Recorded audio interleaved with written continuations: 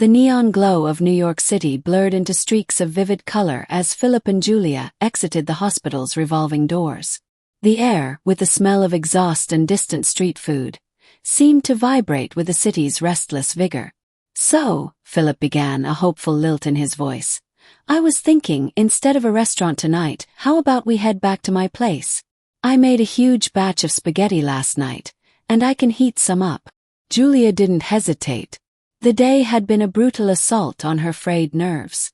Steve's condescending attitude, the gnawing irritability of cocaine withdrawal, and the endless drone of the addiction session had left her feeling raw and exposed.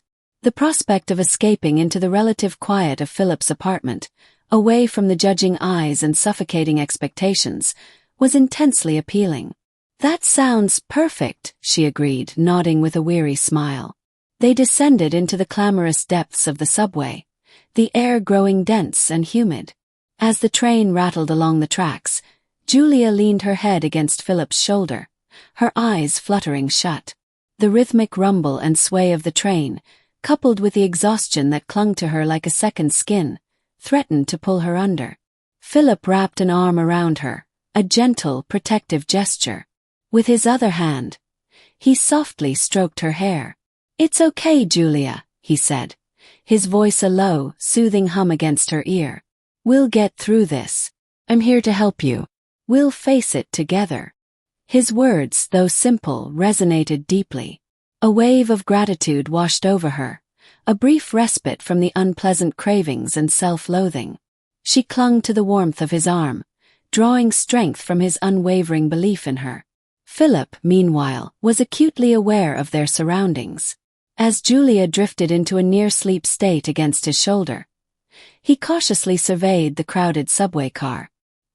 He scanned the faces, searching for any hint of recognition, any sign that someone from the hospital, a colleague, a fellow patient, might be witnessing this intimate moment. The last thing he needed was gossip spreading like wildfire through the hospital corridors. When they reached their stop, Philip gently shook Julia's shoulder. "We're here," he whispered, his voice careful not to startle her. They emerged from the subterranean maze onto the bustling street, the din of the city assaulting their senses. A short walk later, they arrived at Philip's building. Inside, the lobby was a haven of quiet elegance, a marked strife to the chaotic energy outside. As Philip unlocked his apartment door, he gestured inside. "Make yourself at home. I'll go heat up the spaghetti." Julia wandered into the living room, her gaze drawn to a cluttered table in the corner. It was a workspace, a chaotic symphony of tools, screws, wires, and a magnifying glass. At its center sat the disassembled pieces of an antique wall clock. "What's all this?" she asked, her voice laced with curiosity. Philip emerged from the kitchen, a pan of spaghetti in hand. "My hobby," he explained, a hint of pride in his voice. "I like to tinker, to fix things, to breathe new life into old objects." He gestured towards the clock. "I found it at a flea market a few weeks ago. It's an Italian clock from the 1920s. It's been out of commission for decades." "Italian, huh?" Julia smiled, a flicker of warmth in her eyes. "My ancestors came from Italy. My great-grandfather sailed over in the 1910s. Then his son, my grandfather, started an olive oil factory. Imported olives from Sicily." She paused, her smile fading slightly. "Think you can fix me like that clock?" she asked. The question felt a little heavy for the man.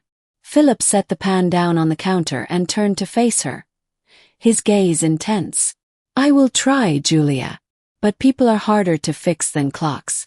People are often self-destructive, resistant to help." While he stood over the stove, Julia moved behind him, pressing her body against his back. She reached forward and playfully touched his groin with both hands. Philip stiffened, a jolt of surprise and desire coursing through him. He reached for the stove, fumbling with the dial as he turned off the gas. He turned around, his eyes meeting hers. The air fizzed with unspoken longing. He cupped her face in his hands and kissed her, a kiss that was both passionate and desperate. They shed their clothes in a frenzy, their movements fueled by a mix of lust and a desperate need for escape. Julia wanted to bury her anxieties, the cocaine cravings, the humiliation of the day, in the oblivion of physical pleasure. Their lovemaking was even more intense than the previous night, a raw, primal connection that transcended words. Afterward, they showered together, the hot water washing away the grime and the lust. They sat on the couch, the television flickering with a mindless sitcom, and ate the now lukewarm spaghetti. Italian clock, Italian girl, Italian food, Julia quipped, a mischievous glint in her eyes. All that's missing is an Italian stallion. Philip understood the joke. Actually, he said, a playful smile tugging at his lips, I have Hungarian ancestors. My grandmother was a Jewish immigrant during World War II. A beautiful accountant who married my American grandfather, who bred horses on a farm in South Dakota. He watched her, gauging her mood. How did the rehearsal go? He asked gently. Julia's face clouded over. I don't want to talk about it. She excused herself and went to the entry of the place. Philip heard her rummaging through her coat. He knew what she was looking for. Okay, I know what's coming now.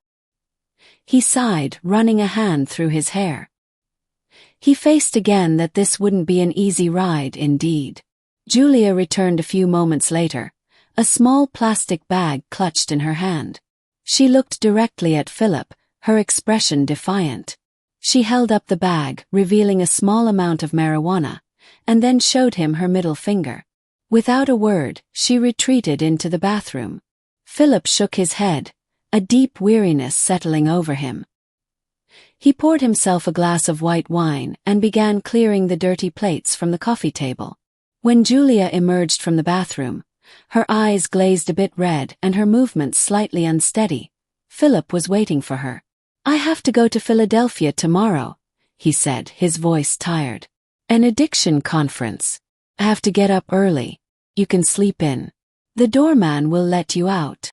Later, as they lay in bed, the silence punctuated by the distant sirens of the city, Philip spoke again, his voice low and serious. I've seen a lot of this, Julia. This is going to be harder than you think. You have to take this seriously. Julia, lying with her back to him, closed her eyes, the effects of the marijuana already taking hold. Yes, Doc, she murmured, her voice slurred, and drifted off to sleep. Philip stared at the ceiling, his mind racing. He knew he was playing a dangerous game, blurring the lines between doctor and patient.